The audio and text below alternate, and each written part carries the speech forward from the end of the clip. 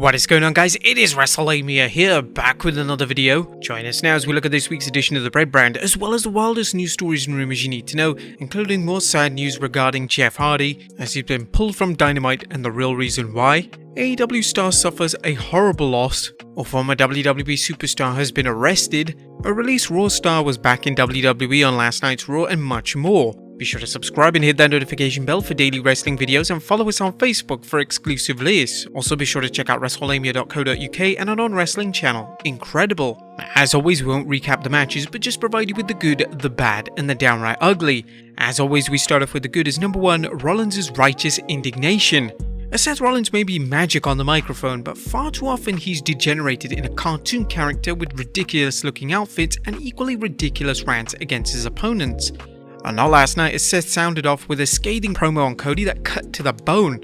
Rollins' righteous indignation at Cody walking out on the WWE, failing at his outside endeavor and running back to the WWE had just the right ring of truth to it for a heel promo. A lot of jealousy, but also a bit of truth. Seth's comments that Cody can't smash a throne with a sledgehammer, referring to of course 2019's Double or Nothing pay-per-view where Cody infamously smashed a throne with a sledgehammer, only to come back and say he's here to claim the throne. Rollins should cut more promos like this and less of the crazy ones. Number 2, keeping the cell special. Congratulations are in order for WWE for making the bold move to limit this Sunday's Hell in a Cell event to only having Seth Rollins vs Cody in the cell. While fans might wonder why the WWE only has one actual Hell in a Cell match on the gimmick event, it's actually a good move limiting the show to just one match. The WWE has a bad habit of throwing competitors into a cell without evaluating whether their program is ready for such a battle.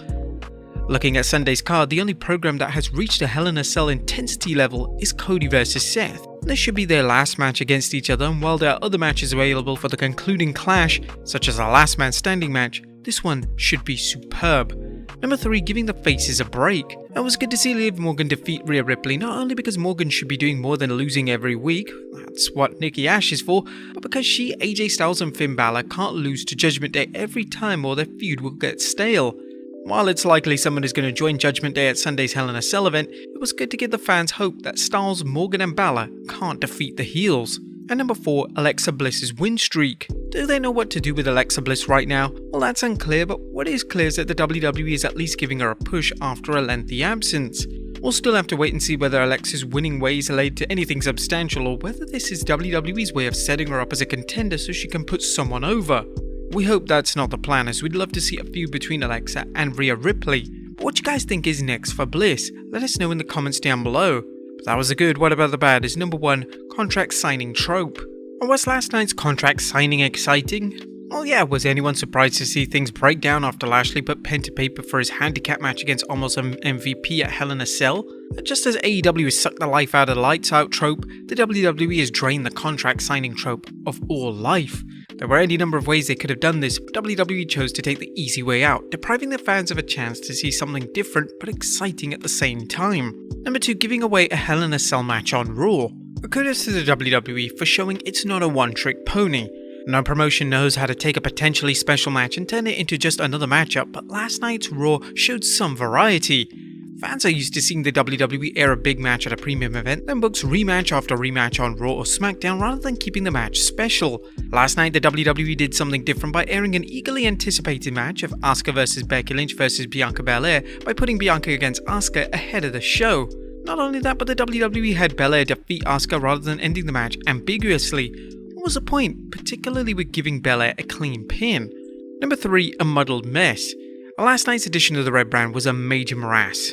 It seemed that way last night as Raw has lots going on, but there was no continuity and Raw rambled from one segment to another, often leaving fans flummoxed over what they had just seen.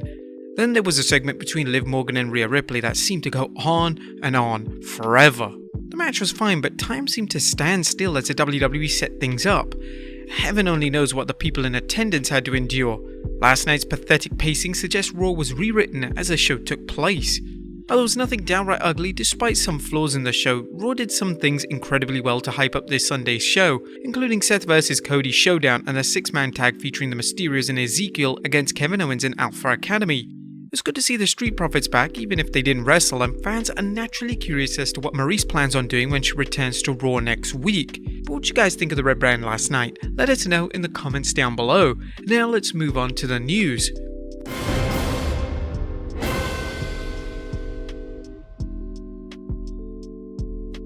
Our first story looks at sad news regarding Jeff Hardy as he's been pulled from Dynamite.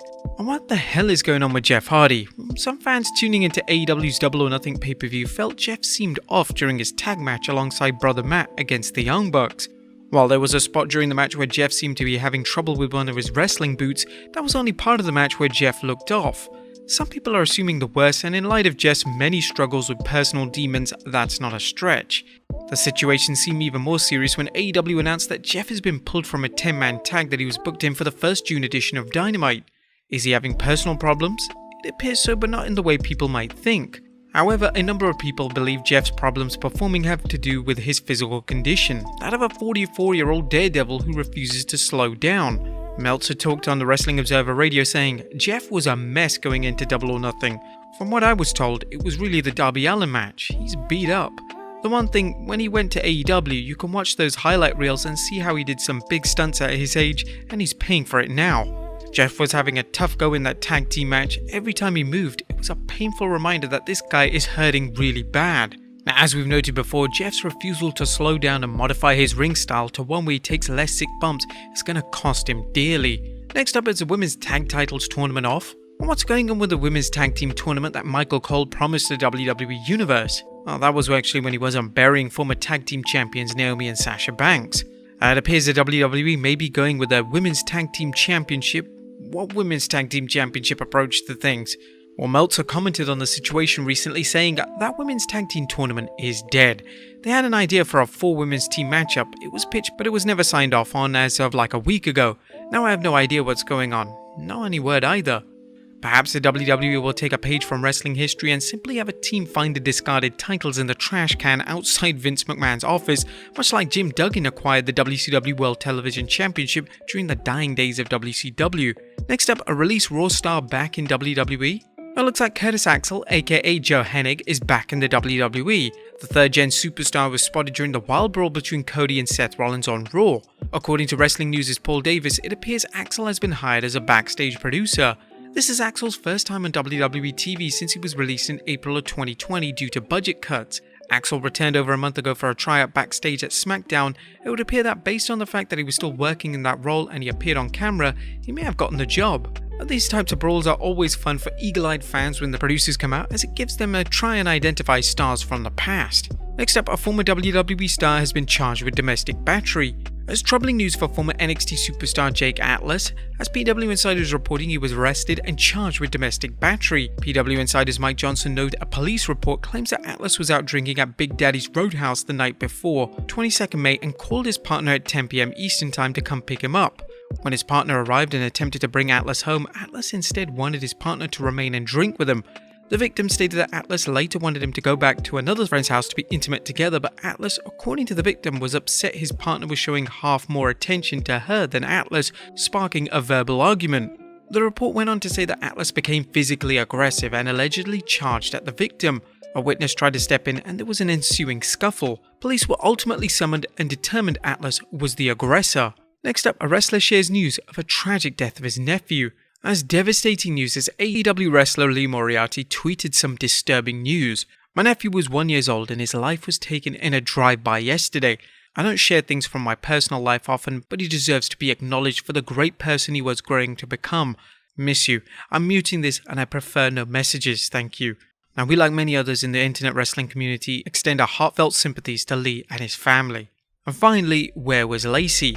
Last but not least, fans who hoped to see Lacey Evans back in the ring on Raw were disappointed. Despite them announcing last week that Evans would return to the ring after a maternity leave, there was no sign or even mention of her. There's no word on whether Evans was unable to appear or whether the WWE just cut her out due to time constraints. It could be that the WWE is still debating whether to have her work as a heel or a face. But there you have it, folks, our review of this week's Raw as well as the wildest news stories and rumors you need to know. Be sure to leave your comments down below and I'll see you next time with some more wrestling content.